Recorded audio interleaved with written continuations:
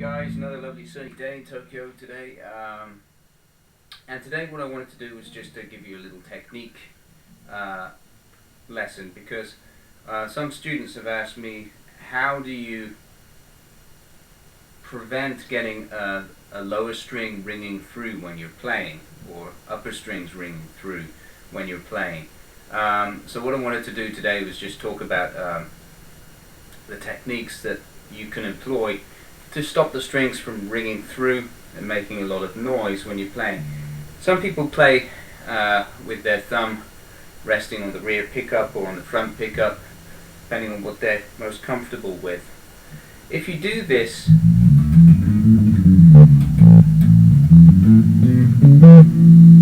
you hear that? What happens when you're playing up the strings is they ring through.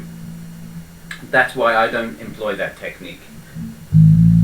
What I do is I use a floating thumb technique, and my thumb rests on the string behind the string I'm plucking. So when I'm plucking the E string, for example, if I play an A major 7 arpeggio through the octaves, when I'm plucking on the E string, it's floating or resting on the pickup. Then when I move to the A string, it rests on the E string right behind there, you see. And then similarly, when I move to the D string, it rests on the A string, and so on.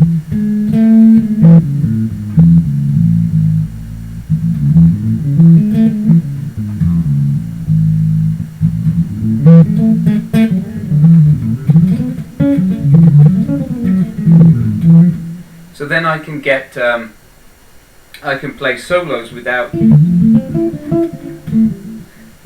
the strings ringing out. You know, if I did that just resting my thumb back here, you're going to get terrible open string hum going on there. So that's why I do that. Now, one thing is that when you do this, some students have tried this and they haven't successfully muted the strings. You have to keep your hand tucked in. Look, check it out. If I show you from this angle, you'll be able to see it better. Again, that A major 7 arpeggio. Right, let's do it real slow. My thumb is actually tucked in, and I use the whole of my thumb to mute the strings behind it. You can see that right there. It's getting real close, so you can see that again.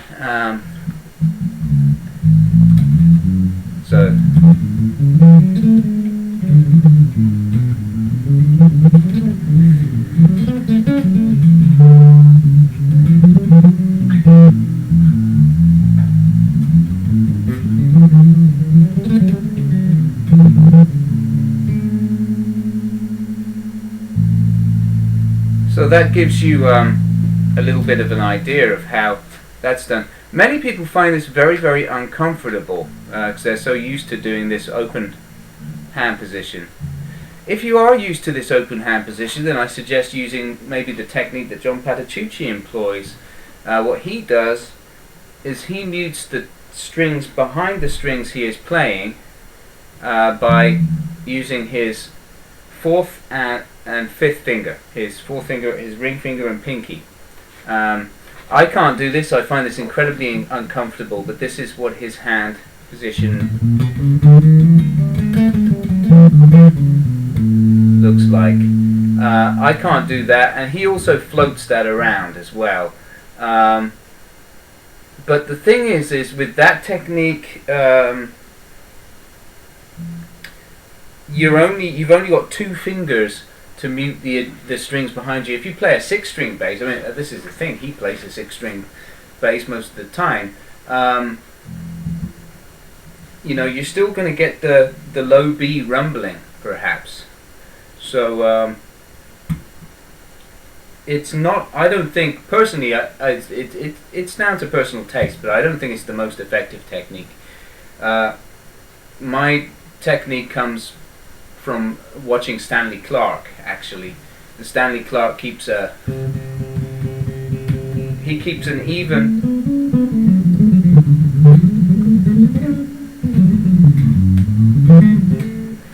even length as well on his fingers, because naturally the middle finger is longer than the first finger too. So another advantage to this technique is that it makes the length of the fingers equal, which means you can get more of an even pluck, I think.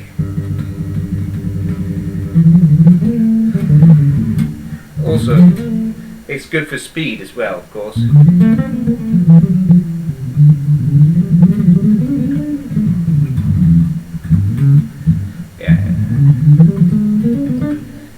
So that is why I employ that technique, and I find it most comfortable. Another thing that people do as well, of course, is they put a hairband across their strings. I don't do that. You might ask me, why don't you do that? Because sometimes I want my open strings to ring, so that, especially when I'm playing solo stuff,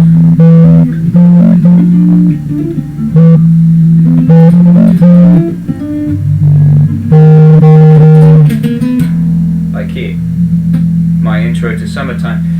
If I have a hairband on there, that's just not going to ring through. It's just going to go plop, you know, and it's just going to cut off. So that's no good. So that's why I use this technique.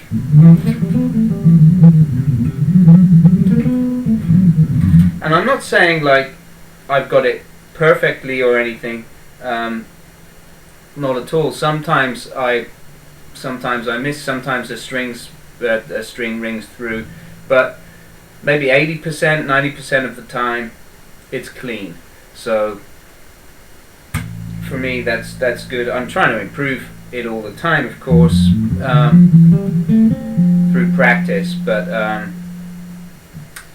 that's my advice to you. If I was you, I would employ that technique for two reasons. One, you can mute the strings and keep it quiet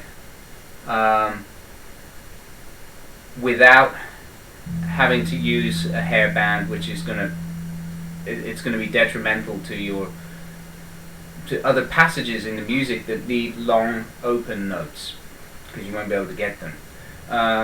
The other thing is, using this technique, you even up the length of your index and middle finger. So if you are a player who uses primarily a two-finger technique like me, this is better for tonal consistency and evenness of the notes.